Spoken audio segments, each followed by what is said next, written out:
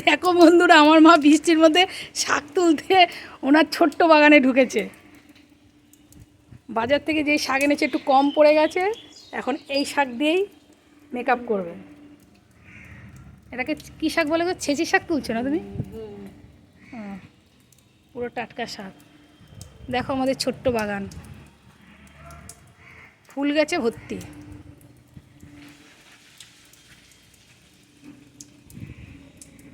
জল, আর এইদিকে হয়েছে গাছ,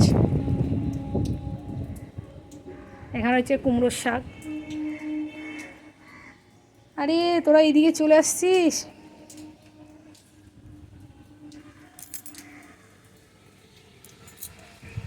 আর পার্কটা দেখো বৃষ্টিতে।